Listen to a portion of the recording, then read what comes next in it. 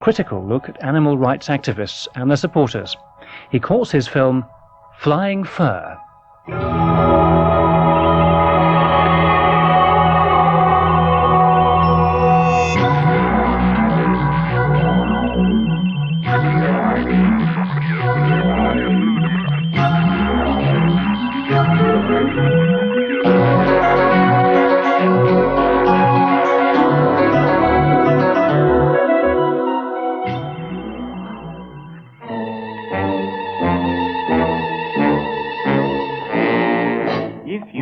Down in the woods today, you're sure of a big surprise. If you go down in the woods today, you'd better go in disguise. For every bear that ever there was will gather there for certain, because today's the day the teddy bears have their picnic. It's a non-violent piece of direct action. The devices you're talking about, they're built into a little cigarette pack. They're designed to go off at night to produce some smoke, to set the sprinkler systems off. They're not designed to burn down stores at all. The only stores that have been burned down, Debenhams in Luton, Dickens and Jones in Milton Keynes, Dingles in Plymouth, they had faulty sprinkler systems. You can imagine if they had a fire in the middle of the day, they didn't have sprinkler systems. Stores burnt to the ground, but you say that's non-violent. I wanted to make this film because farriers have been threatened by guys with shooters. Ball bearings have gone through windows, superglue has been put into locks, and there have been bomb outrages and death threats. I'm a fur trader, and I'm a spokesman for the Fur Education Council. So I have my own livelihood to protect, and also the livelihoods of all my colleagues in the trade. I'm certainly not totally objective. I don't think such an animal that exists is a totally objective animal. I do try not to reduce the arguments to emotional screaming matches, which is what I think that the animal liberationists of every stripe do. We've had like women's liberation movement at the time, black liberation came to the forefront, animal liberation. Our time has come now. Rights are about a group of people struggling to achieve equality or fairness in their treatment. And the way that animal rights is used is a totally different sense, because it's not the animals who are struggling in that sense. It is humans who, by virtue of our being human, actually are arguing about how we confer rights on animals. So in a sense, the debate about animal rights isn't a debate at all about animal rights. It's a debate about what duties we have because we are human in the way that we relate to other living species in the planet. Our way of life has always been to live with the environment, with nature. It was a harsh way to live, but we followed animals, and we were part of the whole environment, part of nature.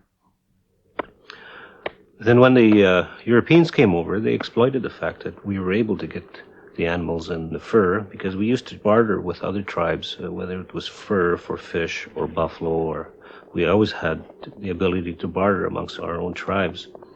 And someone had the big idea of exploiting Indian people for their ability of getting furs. And 500 years later, they're coming back and saying, hey, the way you've been living for the last thousands of years is cruel. You shouldn't be killing these little animals for food or for jackets or for wear. It's racism. They always know better. We can't stand the fact that it's 1990s, that anyone should come to our country and tell us how we should live anymore. The question of our living in nature with animals, both wild and domestic, is extremely complicated. And to get it across briefly and successfully, you have to oversimplify it, and the best way to oversimplify it is to pitch it on an emotional level. School children are a very soft target because they come straight from their cuddly animal to the very spurious posters, and the latest one is the fox cub. The fox cub's mother may well be dead, but if she is, she's probably run over by a car or just died of disease or something. Nobody trapped her for her fur coat, because these cubs are born in the spring or the summer when the mother's coat is not worth trapping. And so it's that sort of rather creepy half-truth, although in this case I would say not half-true at all, mostly untrue. That is their general style of propaganda. I don't think there's much difference between the nature of the anti-fur propaganda aimed at children and aimed at adults. Both rely on emotion rather than fact, on making people feel guilty about wearing fur coats and about their relationship with animals.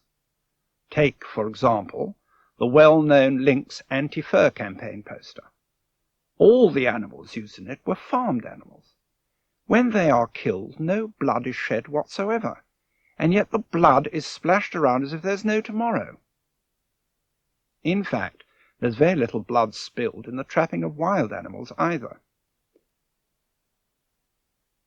The real issue, which is how we live in nature and how we maintain the balance between ourselves and wild animals, is never addressed by Lynx.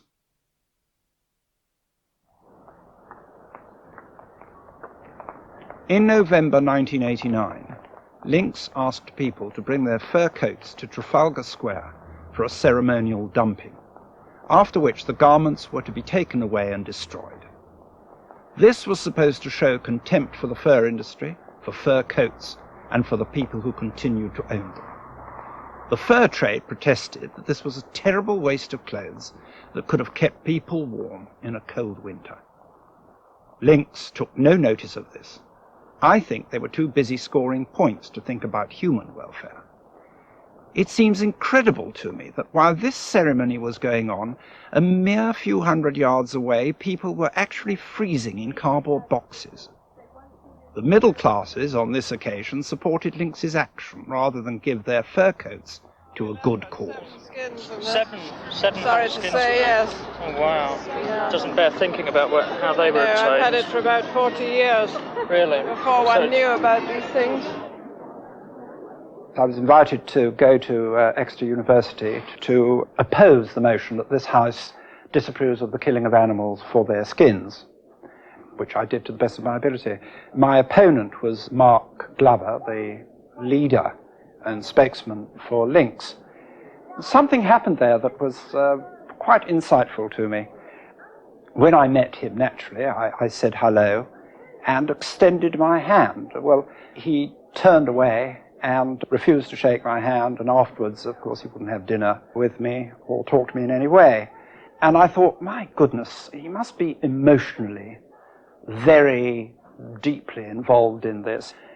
And then I thought, well, if I'd been invited to debate something with, say, Adolf Hitler or Joseph Stalin or something, I wouldn't shake his hand or be willing to break bread with him.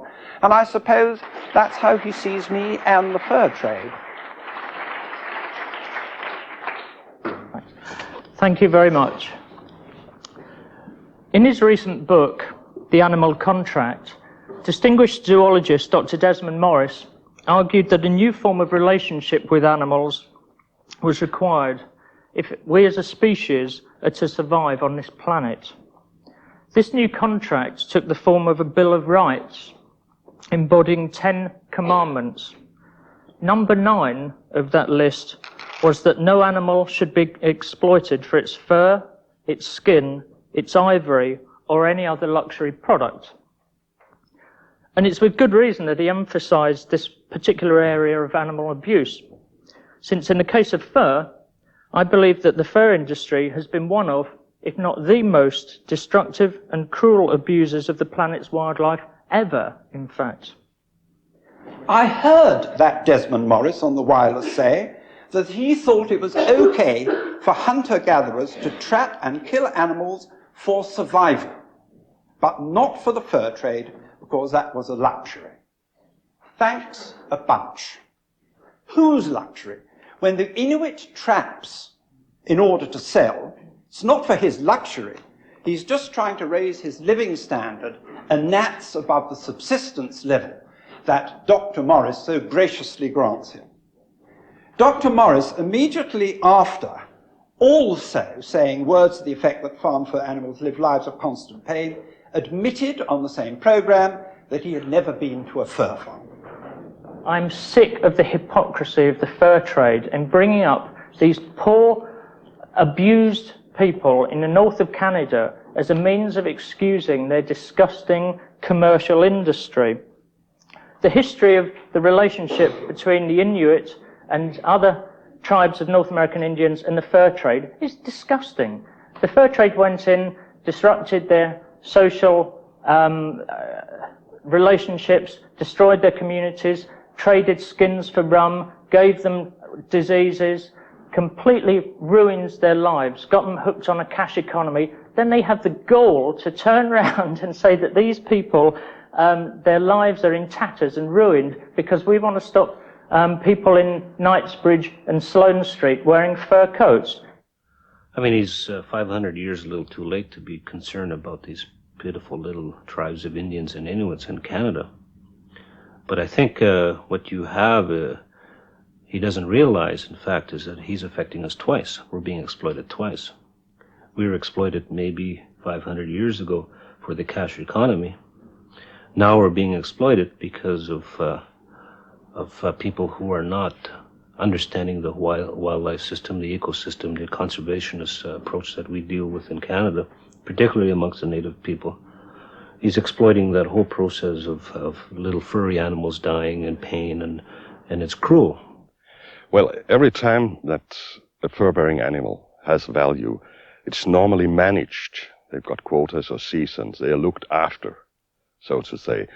And they are looked after in a way so that you can have these animals next year and next year again to continue to trap them in a sustainable way. They are taken care of, so to say. But if you are degrading them to pest animals, many of these fur-bearing animals will be pest animals if they are not trapped for fur. When the hunting ban was introduced in Kenya several years ago, there had been a decline in the population of rhino and elephants. But when the hunting ban was introduced, there came a very, very sharp decline in these animals because we took the value away from the animals, and then they were worthless for the local farmers, so just throw them away. But Mr. Glover was very concerned of wildlife and also very concerned of those pitiful little Indians that he's concerned about in Canada. And he should come to Canada and start lobbying for the fact that Indian people, particularly the Inuit people and the Aboriginal people in Canada, to take control of wildlife. Then we will have two things. We'll have pitiful little Indians being comfortable where they're living at in their own country, and you still have wild fur-bearing animals roaming around in the north. The bishops across the north and church leaders and church communities across the north are very concerned with the arguments that are being used against trappers and the effect that this is going to have on the lifestyle of northern people. The difficulty with challenging the trapping lifestyle is that people get separated from the land, and we know from history that this has had devastating consequences on northern communities. People need to be in touch with the land, they need to be harvesting the land and living off the land, and people in the north are often suffering terrible social dislocation to start with, and this could have a really devastating effect. Is it moral to keep animals in captivity, and people want leather, and they want to feed their dogs and cats meat, and they want steak on the table. They want to wear fibers that are produced with some of the most horrific chemicals. And yet here are people who are allowing animals to have their life in the wild and to run free, and for a very brief moment when they're harvested to take them. And there are some important questions of morality, and it's very important that we just don't impose a sort of a citified view of morality on people who are living in outlying areas. We've always had the attitude that we're not owners of the land, that we are actually caretakers of the land. So that we've been, in fact, a very strong opponent of major resource developments, and we've been viewed as a very major concern, both in legal terms and environmental ways. So what now has happened is the animal rights movement has given sort of a license to major resource developers to be able to say that Indian people are also murderers and killers of these fur-bearing animals, without really understanding the whole process of wildlife. Some people would say that the animal rights movement started in Britain in the same way as various other moral crusades have started in Britain. In some ways, I wonder if that isn't tied up with the fact that Britain was, after all, the first of all the societies to industrialize.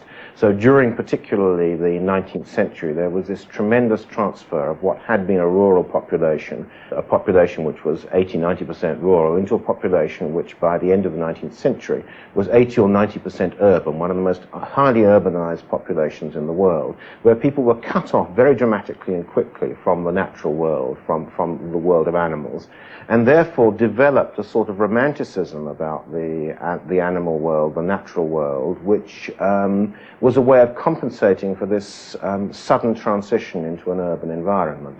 But it seems to me that a lot of that romanticism is very much an urban romanticism. I think today it starts in the nursery. We take in, quite literally, our attitude to animals with our mother's milk. So many bedtime stories feature animals, and many of the toys we get when we are very young and become most attached to are animals with human characteristics. As a result, I think that children may have difficulty in seeing any animals as wild animals. And that is probably the reason for the success in schools of the anti-sealing campaign.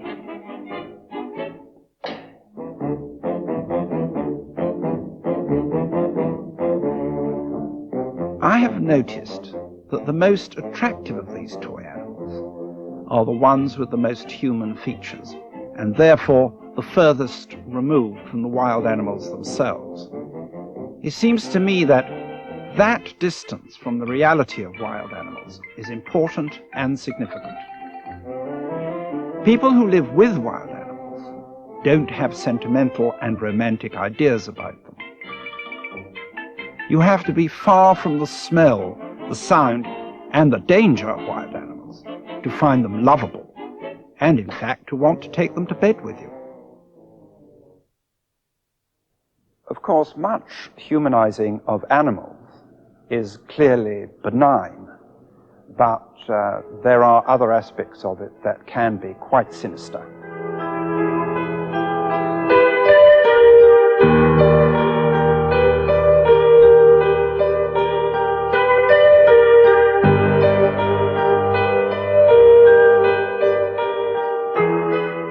Police in the West Country have issued an artist's impression of a man wanted for questioning in connection with 3 bomb attacks believed to be the work of animal rights extremists.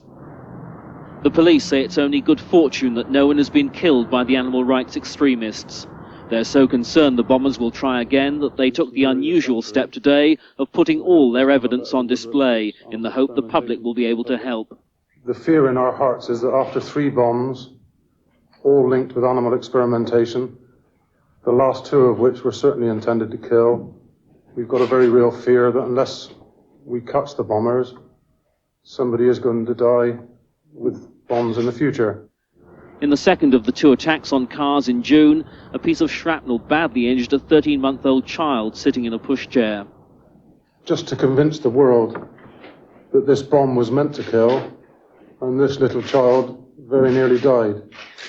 In a war, you have to take up arms, and people will get killed, and I would totally defend their tactics.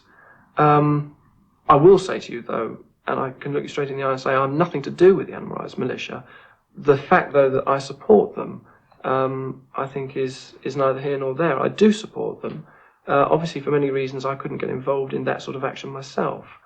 But I can support that type of action by petrol bombing and by bombs under cars and probably shootings at a later stage of vivisectors on their doorstep. I can see that happening. It's a war, and there's no other way that you can stop vivisectors. Animal rights people seem to me to have an exaggerated sense, partly, of a distorted morality.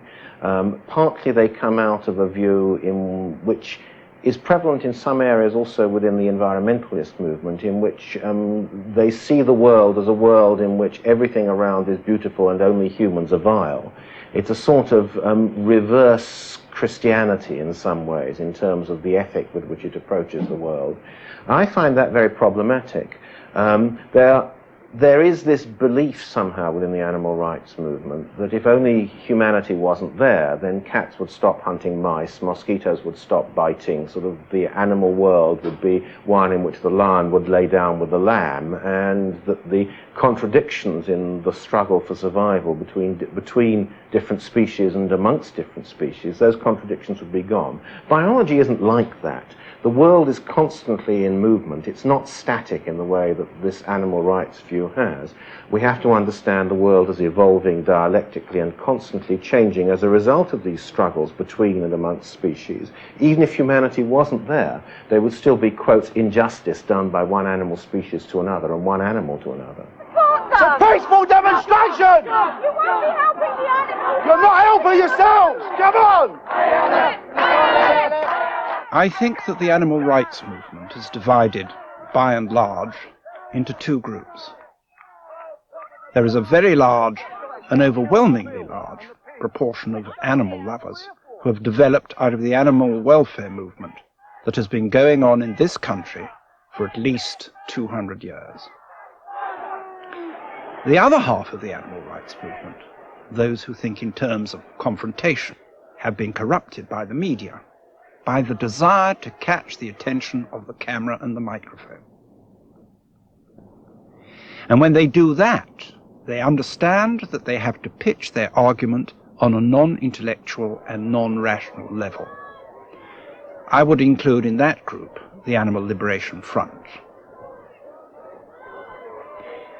Where these two groups are side by side, that is to say, when animal activists who are strongly politically motivated are supported by animal welfare groups, the panic, the emotion, the loathing are contagious and spread between the two.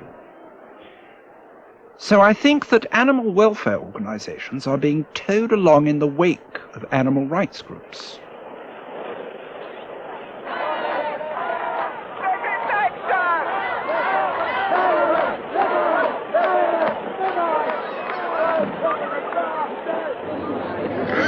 The militants don't stop at demonstrations. This one is against fox farming.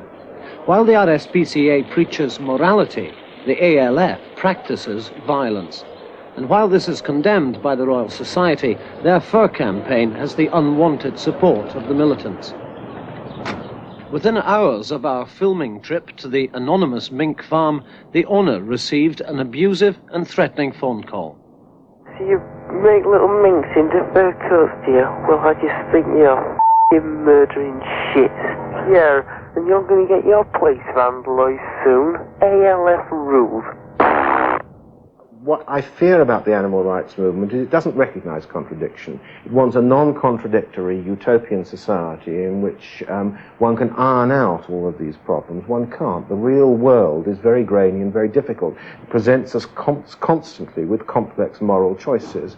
Choices about saving humans as opposed to saving animals, choices about who is going to live and who is going to die. Those choices are masked by economic and social pressures, but they're there nonetheless, and you can't wish them away. Wrapped up within the animal rights movement is, I think, a feeling or a hope that you can wish away such complexities, and you can't. The sort of profile of the anti-fur movement is white, middle class, urban. And they do see trappers as an integral part of the fur industry, and trappers are to them rednecks and quite alien. I think fur retailers, particularly in Britain, are seen as alien in a different way, because they are mainly Jewish. Lynx once used the archetypal image of the hook-nosed, fawning Jewish businessman with blood on his hands in one of their posters. For me, this immediately conjured up centuries of anti-Semitic propaganda. There is, I think, a strand of real hatred of humans And you actually see that in the very strange links that exist between some extreme right organizations, I would say even Nazi and fascist organizations, and movements within it, and tendencies within the animal rights movement. We should never forget that the one nation in the world which ever banned animal experimentation was, of course, Nazi Germany in the 1930s, which had laws against vivisection, unless, of course, the vivisection was being operated on those humans whom they regarded as Untermenschen, less even than non-human animals, Jews, gypsies, or other people outside the law.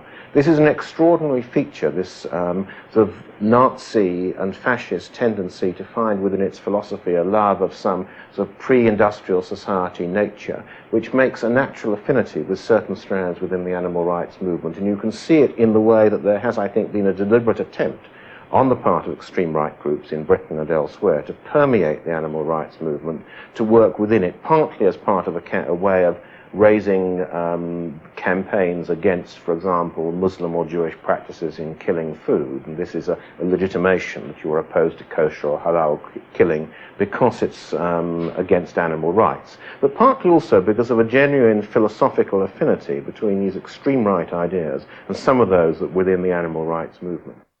This harping on the alienness of the fur trade goes back to the 20s and 30s, when there was a strong link between the British Union of Fascists and the animal rights movement.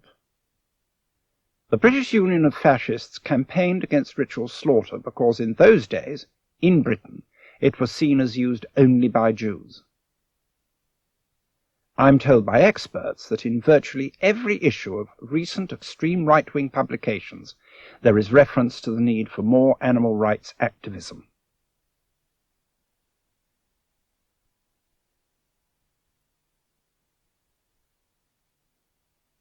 I find the way in which the movement wants to sort of make parallels with the Holocaust and with the concentration camps really sort of quite disgraceful as an argument.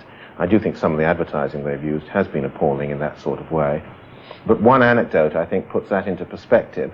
There is a German-based drug firm outside which the animal rights movement has routine protests once a year. And a local member of the animal rights movement, who is also a local member of a uniformed Nazi group, refused to carry a banner saying the name of this drug company, Animal Belsen, on the grounds that this was derogatory to the Germans because the concentration camps didn't exist, did they?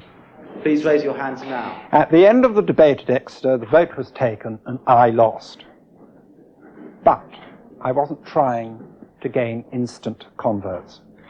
I was trying to plant a few ideas in the hope that on some future occasion, whether days or weeks or even months, they might resonate, they might echo, and someone might think, in connection with something that they're discussing at the time, ah yes, I did hear a different point of view, and maybe there's something in it.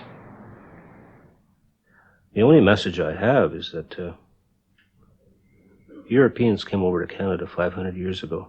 We loaned them our country. They totally screwed up the environment. They totally screwed up the habitat of wildlife. But, you know, that's what happened. What we're prepared to do, and what we're going to do, is we're going to save the world as indigenous people throughout the world of how man should live with the environment and how man should live with nature. Because obviously, non-Indian people have lost that whole contact.